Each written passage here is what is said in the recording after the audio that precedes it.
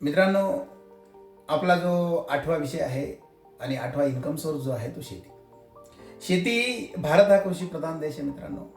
आणि भारत हा कृषीप्रधान देश जरी असला तरी पण येणाऱ्या काळामध्ये शेतकऱ्याची अवस्था जी आहे ती एवढी सोपी नाही. आणि हा एक इन्कम सोर्स खूप मोठा आहे. कारण की तुम्ही विचार करा, जर शेतकऱ्याने पिकवलंच नाही तर आपण खाऊ कसं खाऊ?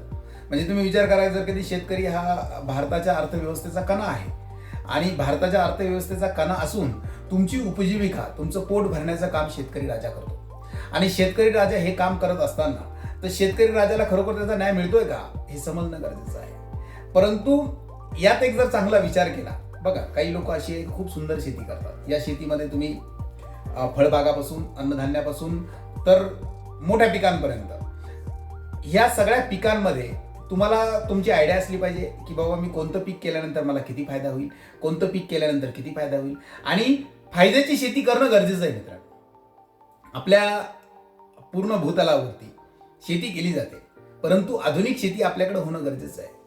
आज अशी काही देश आहे का जी खूप आधुनिक शेती करतात, खूप शास्त्रशुद्ध शेती करतात, का ज्या शेतीमध्ये खूप मोठा बेनिफिट ते घेतात. आपल्याकडे काही शेतकरी खूप मोठे गडगंज आहे की ज्यांना शेतीची गमक कळाली आहे. आणि ते गमक तुम्हाला जर कळालं तर मग हे कुठे कळेल तुम्हाला? याचे ट्रेनिंग सेशन्स असतात, शेतीच्या रिलेटेड काही प्रोग्राम्स असतात, शेतीच्या रिलेटेड काही डॉक्टर्स असतात की जे शेतीच्या रिलेटेड काम करतात. आणि ज्या शेतीच्या रिलेटेड तुम्ही काम करून, तुम्ही शेतीचं पूर्ण नॉलेज करून आधुनिक शेती तुम्ही करू शकता. कारण की पूर्वापार शेती करण्यामध्ये मित्रांनो आता दमण्यात मजा नाही.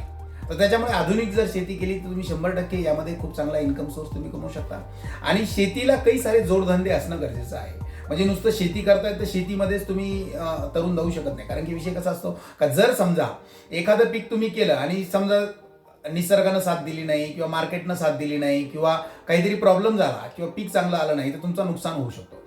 परंतु जर कधी समजा तुम्हाला जर कधी त्याला जोडधंदा असेल, अनेक जोडधंदे आहेत की जे शेतीला रिलेटेड तुम्ही आहेत. आपल्याला आपण स्वामीराज फाउंडेशनमध्ये वेगवेगळ्या जोडधंद्यांविषयी बी आपण पुढे व्हिडिओ घेणार आहोत. आणि हे जर जोडधंदे तुम्ही त्याला लागून केले तर 100% तुम्ही फायद्याची शेती तुमची होऊ शकते. आणि येणाऱ्या काळामध्ये तुम्हाला खूप मोठे फायदे त्यामध्ये होऊ शकतात. कारण की शेतकऱ्यावर सगळं काही विश्व चालतं. कारण की शेतकऱ्याने जर पिकवलं तर तुम्ही सुखी राहू शकता. अदरवाईज शेतकऱ्याने जर कधी निर्धार केला की मला संपावर जायचंय तर मित्रांनो एवढं सोपं नाही. त्याच्यामुळे शेतकऱ्याचा विचार करणं गरजेचं आहे. आणि मित्रांनो, जर कधी शेतकऱ्याकडे तुम्ही कोणत्याही दृष्टीने जर विचार केला, बघितलं तर तुम्हाला पॉझिटिव्हच मिळेल. कारण की तुम्ही बघा, एखाद्या शेतकऱ्याकडे जर तुम्ही गेले तर तुम्हाला तो भरभरून काहीतरी वानोळा देतो. असं बाकी दुसऱ्या क्षेत्रामध्ये कोणत्याच नसतं. येते लक्षात? म्हणजे सांगायचं तात्पर्य काय आहे की शेती ही खूप उत्कृष्ट आहे, परंतु त्याचं नॉलेज घेणं गरजेचं आहे. पावडरिंगचं नॉलेज असेल, त्याची मशागतीचं नॉलेज असेल, त्याच्या इतर पिकांच्या वेळेचं नॉलेज असेल, हे नॉलेज घेणं गरजेचं आहे. आणि हे नॉलेज जर तुम्ही प्रॉपर घेतलं तर 100% तुम्ही खूप उत्कृष्ट शेती करू शकतात. कारण की 100 एकर बाग करणारी, 100 एकर धान्य पिकवणारी, 100 एकर फळभाज्या पिकवणारी लोक मार्केटमध्ये आहेत. त्याच्यामुळं त्यांच्याकडून नॉलेज घेणं गरजेचं आहे. आणि शेतीचे वेगवेगळे एक्झिबिशन बी भरतात, तिथं बी खूप सारं नॉलेज मिळतं.